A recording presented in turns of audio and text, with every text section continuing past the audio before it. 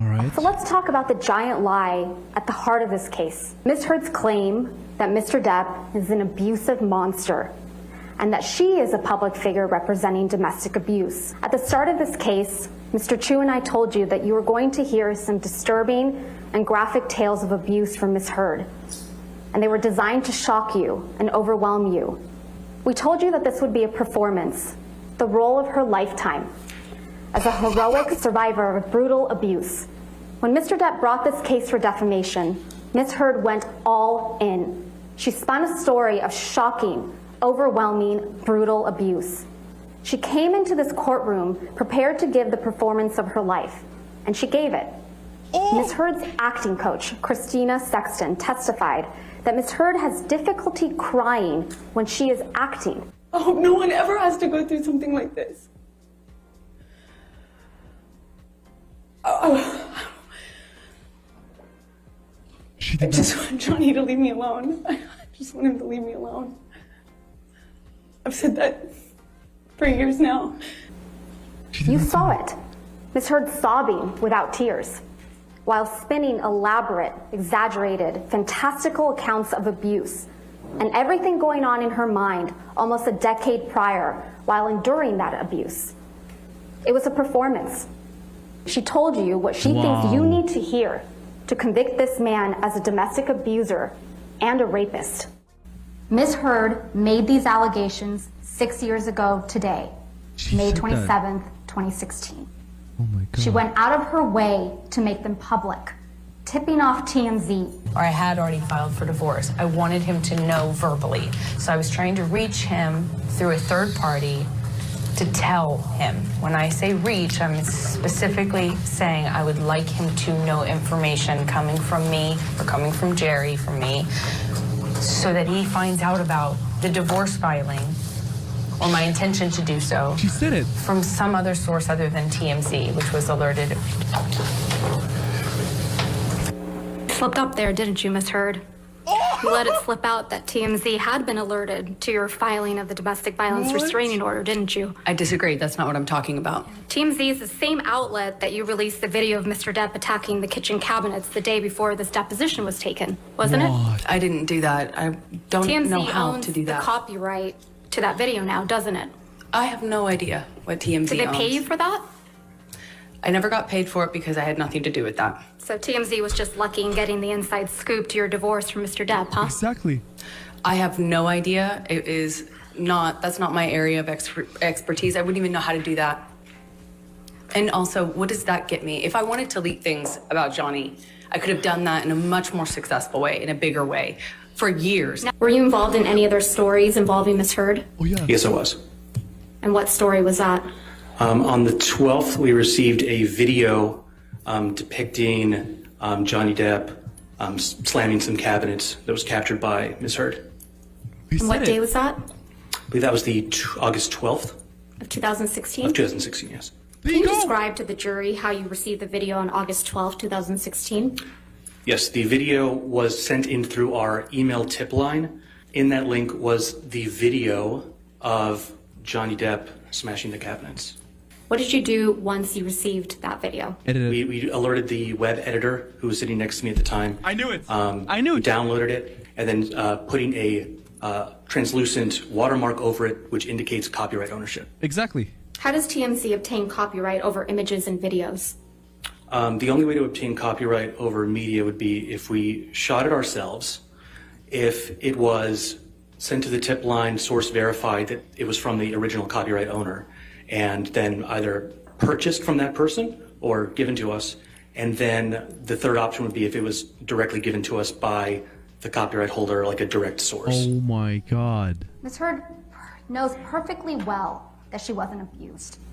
She has direct knowledge of that. She was in that relationship. Ms. Heard is also claiming to be suffering from PTSD. And did you arrive at any diagnostic conclusions? Yes, I did. Oh my And God. what were those?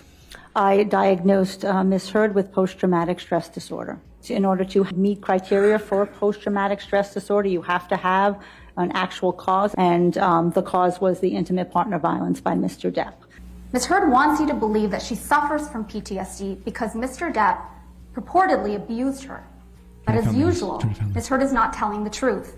I also gave her the clinician-administered PTSD scale, and on that, there were signs of gross exaggeration. And on an objective test of trauma, there is a scale specific to intentional exaggeration on that test, and Ms. Heard was in the 98th percentile, meaning that she had engaged in extreme levels of exaggeration. As you heard from Dr. Shannon Curry, Ms. Heard does not have PTSD, and she does not act like a person with PTSD. Ms. Heard is an actress in a major film, involved in sommelier training. She just had a baby. Dr. Curry also found that Ms. Heard attempted to grossly exaggerate her symptoms during testing, which is a sign of malingering, or said differently, of Ms. Heard lying.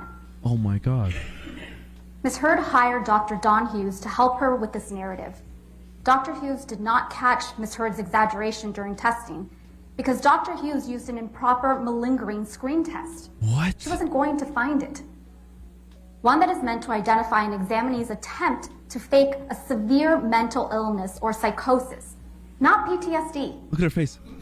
Dr. Hughes diagnosed Ms. Heard with PTSD without administering the gold standard diagnostic test used for PTSD. She diagnosed her, think about that, she diagnosed her with PTSD before administering the test she admitted was the gold standard. Why? 2 years after diagnosing Ms. Heard with PTSD, and curiously, shortly after Dr. Curry administered the gold standard diagnostic test in her evaluation of Ms. Heard, but before it was disclosed, Dr. Hughes decided to administer the gold standard. She's Finally. so good. She's so good. Nevertheless, even after Dr. Hughes used the proper test, there were a number of deficiencies in her administration of that test. You saw them, including her failure to even follow the instructions that render her diagnoses unreliable. Ms. Heard's counsel has mischaracterized the record multiple times, and Ms. Heard lied to you. Oh my God. They've mischaracterized the testimony of police officer Sines and Haddon, What do who you think? explicitly testified that they saw no signs of injury and no property damage. Okay. And at that time, did you notice any injuries on Ms. Heard? I did not. Oh, shit. They mischaracterized the testimony of Walter Hamada, who testified clearly that there was no impact on Ms. Heard's career at Aquaman 2 from anything said by Adam Waldman or Johnny Depp. And Ms. Heard's casting was delayed because of creative issues. Was Ms. Heard paid for her services in Aquaman 1? Yes. Yes. You've been here. You've listened to the testimony. You know the record. Ms. Heard lied, and she lied again, and she kept lying. Bro. She lied 6 years ago on May 27th, 2016, when she walked into court in Los Angeles to publicly accuse Mr. Depp of abuse for the first time.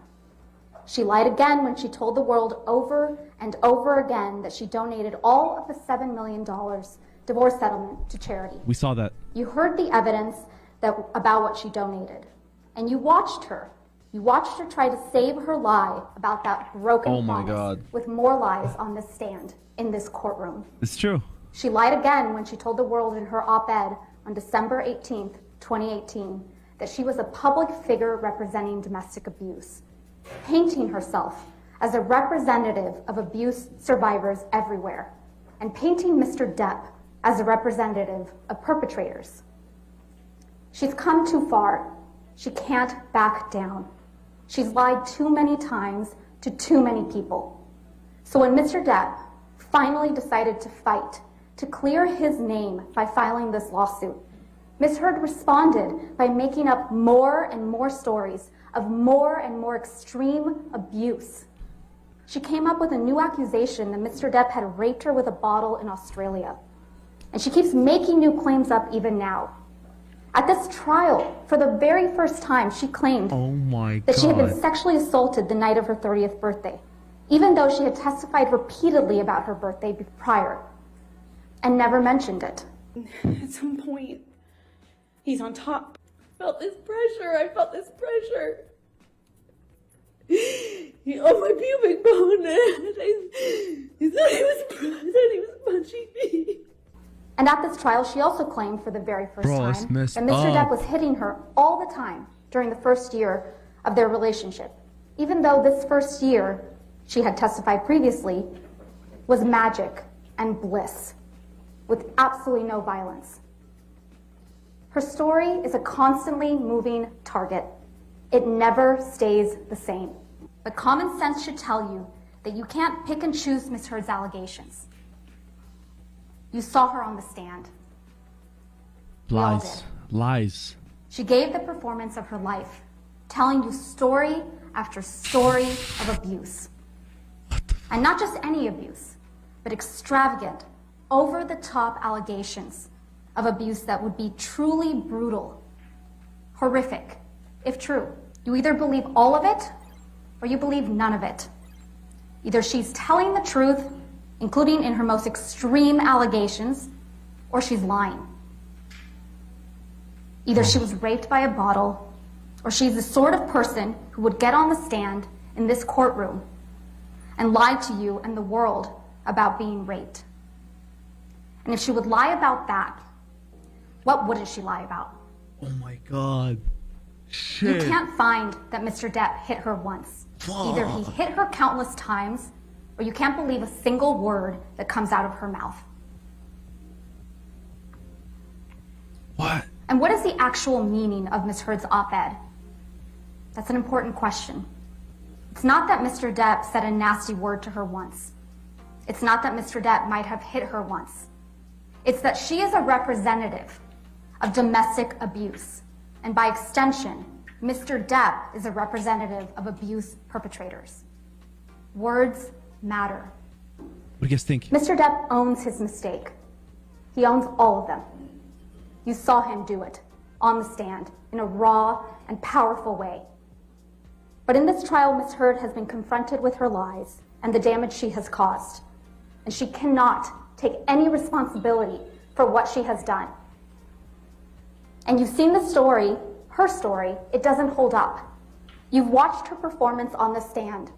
You saw her get caught in lie after lie.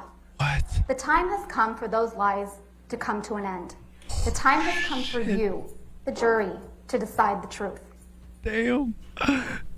I started this trial giving you an opening statement, and I said to you that words matter. And this case is about Ms. Heard's words, the words she published in an op-ed about Mr. Depp. I am Ms. shocked. Heard and her attorneys have talked a lot about this in this trial about the First Amendment. They've talked about the importance of free speech, and we agree. I'm a lawyer. Of course I agree with that. But the First Amendment doesn't protect lies that hurt and defame people. There's a difference. Ms. Heard has no right to tell the world that Mr. Depp physically or sexually assaulted her when that isn't true. That's not protected speech. Our U.S. Constitution doesn't protect that speech. A jury would be tasked, you, ladies and gentlemen, would be tasked with deciding once and for all Ms. Heard's lies could be exposed in a fair and impartial process. Bro. When Mr. Depp sued her, Ms. Heard apparently decided she needed to sue him back. And because there were no statements made by Mr. Depp on which she could base a claim, she sued him based on statements made by one of his lawyers, Adam Waldman, calling Ms. Heard's accusations of abuse a hoax. Oh my Make no god. mistake though, they are a hoax. Ms. Heard made up claims of abuse, and then she gave a performance where she passionately repeated those made-up claims of abuse on the stand in front of each of you. Oh shit. But ask yourselves, She's good. who's really the one alleging a hoax here? Who wants you to believe that everyone else is lying, committing perjury? Ms. Heard needs you to believe that all the people who showed up in this courtroom to testify on behalf of Mr. Depp, they're all lying. She needs you to believe that the witnesses you heard from, including security professionals, former cops, medical professionals, and police officers, they're all lying, covering up for Mr. Depp. She's asking you to believe that she's the one telling the truth, and that the rest of the people in Mr. Depp's life are all part of a conspiracy of silence. Ms. Heard has shown you a lot of text messages from Mr. Depp with some very vivid language. Shit. As I told you at the start of this trial, Mr. Depp has a unique style of writing. He uses words I don't use, Okay. and you probably don't use either. Uh-huh. But as you also heard during this trial, Mr. Depp writes in that way, in part because he modeled his writings on literary giants like Hunter S. Thompson. And he's got a dark sense of humor. It's not everyone's cup of tea, but it's who he is. She's smiling. She's smiling. And Mr. Depp owns text messages. He acknowledges that he said those things, and he said things that he shouldn't have. But using bad language and colorful humor does not mean that you are a violent abuser. Oh, shit. And ironically, as much as Ms. Heard is trying to use Mr. Depp's words against him, it is Ms. Heard who repeatedly admitted to violence. In her own words. You've heard the tapes. You've heard her admit to violence. Ms. Heard can try to distract you with text messages showing that Mr. Depp uses bad language and has a dark sense of humor. Why is she But smiling? none of that, I submit to you, ladies and gentlemen, none of that is evidence of abuse. Hitting your husband is evidence of abuse. When she published the op-ed, she was reminding everyone in Hollywood and the world of her abuse claims. And those claims are a lie. It does not matter whether or not Ms. Heard wrote the title. You will recall from the court's instructions this morning that what matters is whether Ms. Heard republished the defamatory language. That instruction states in part that you should find Ms. Heard republished this article if she, quote, retransmitted the defamatory material with the goal of achieving a new audience. Stated differently, republication occurs when the speaker has affirmatively, that's important, affirmatively reiterated the statement. Wow. Ms. Heard affirmatively reiterated the statement. She posted it on her Twitter. If we could please pull up Plaintiff's Exhibit 3. Pull it up. There you go. This is the tweet Ms. Heard sent. She retweeted the Washington Post tweet to a new audience, her own Twitter followers. And she affirmatively reiterated the statement by proudly declaring, "Today I published this op-ed in the Washington Post."